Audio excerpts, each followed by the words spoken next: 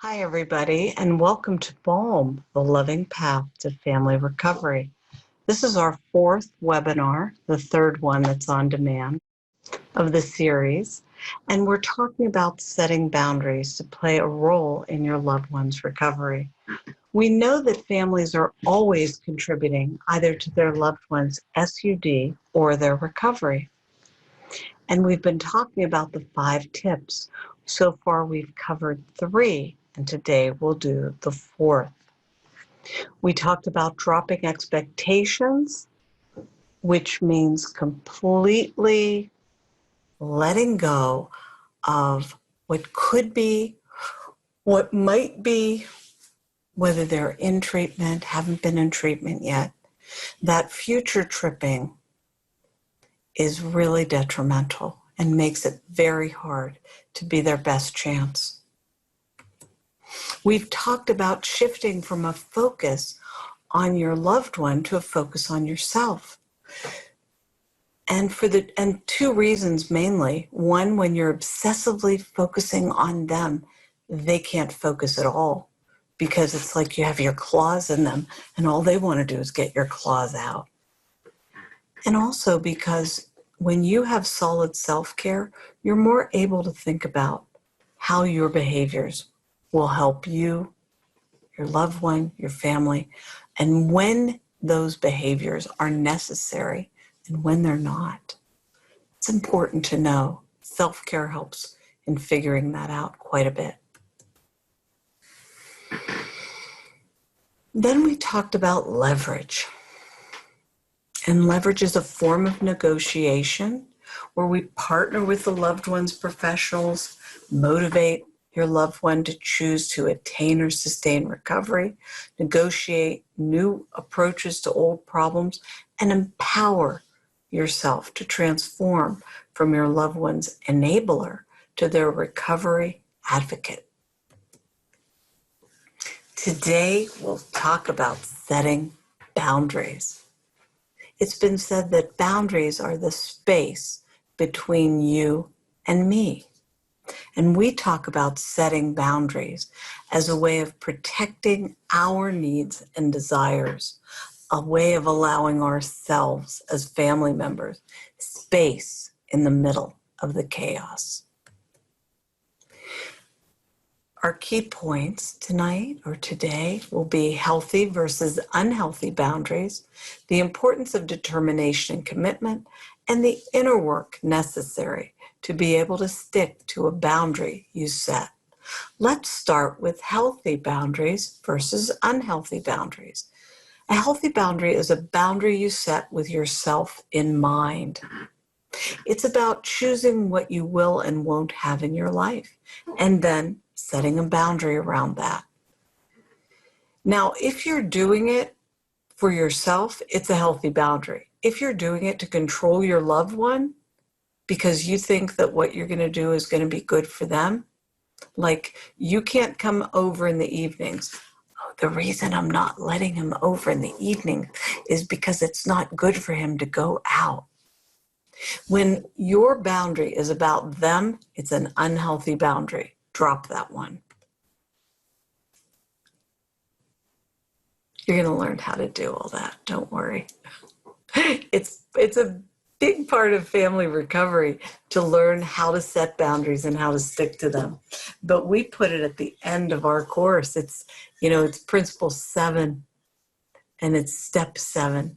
And there's a good reason for that, because if you set a boundary and you don't stick to it, it's a disaster. It's better not to have set it at all. So we want you to know yourself, know what's important to you and what your limits are. And start with something small, something you can stick with when it comes to boundary setting.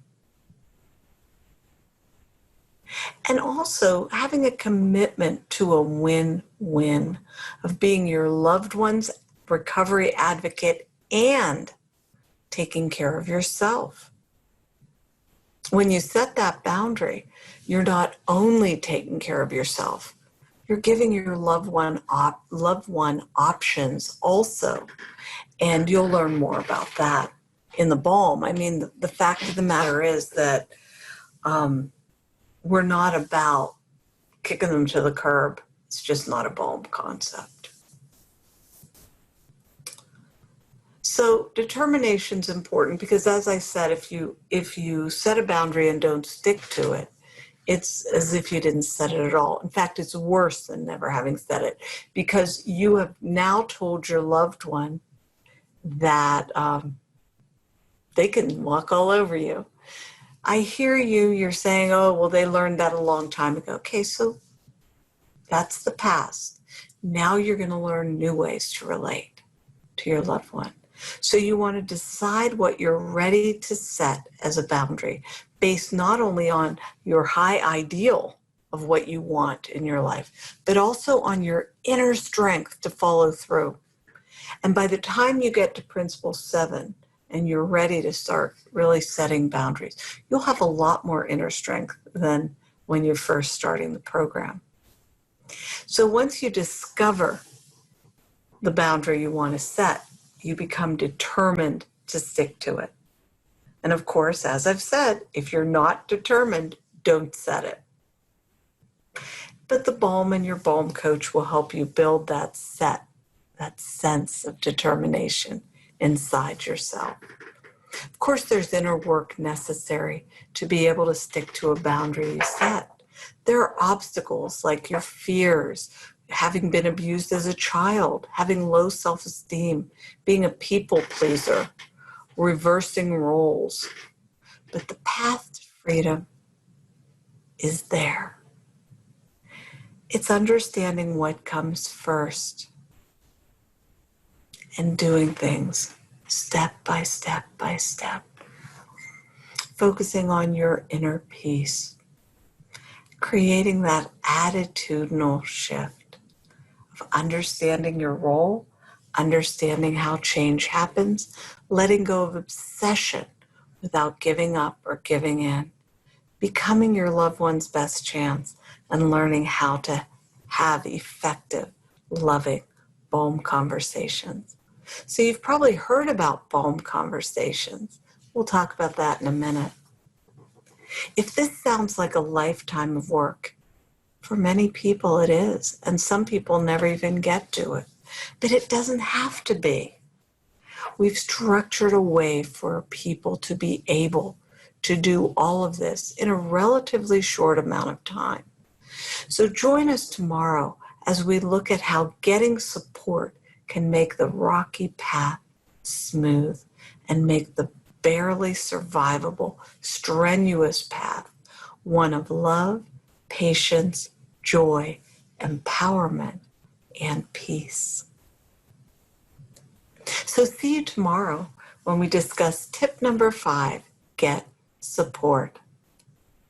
Remember, now is the time to get strong. And now I promised you I'd tell you a little bit about the 7 steps to be a loving mirror. We like to say that the 7 steps light the way to inner transformation for family and loved ones. The first 3 steps encompass mindfulness, objective observation, and emotional awareness without judgment.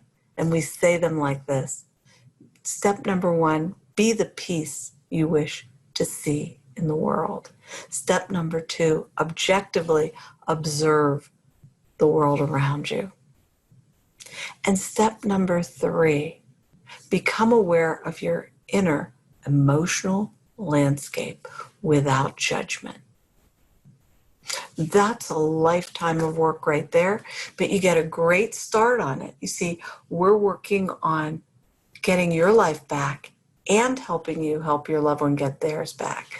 This part of the inner transformation goes a long way to helping you get your life back while you're building an inner reservoir of strength to help you with the last 4 steps. The 4th step is documenting. Document what you see and hear, and you will learn how to do that. And next, script a loving conversation. We have scripts and templates laid out for you. Have that loving conversation. That's step 6. And step 7, only if necessary, set a boundary. 7 steps to be a loving mirror. 7 steps to healthy, loving communication. To pulling yourself out of denial and bringing your family with you. Consider this series of webinars an invitation to change your family tree. Come to these intro sessions, learn all you can, read the book Balm, The Loving Path to Family Recovery, and consider how could the loving path help you and your family. To learn more, visit our website, balmfamilyrecovery.com. Drop me an email, give me a call. If a coach brought you to these sessions, call your coach. Discuss what you've learned with them. We're all here for you. We're a community of people who care. We've been there. We know what it's like. And we know what it's like to get out of it and go back to healthy, peaceful living. So tomorrow we'll talk about getting support.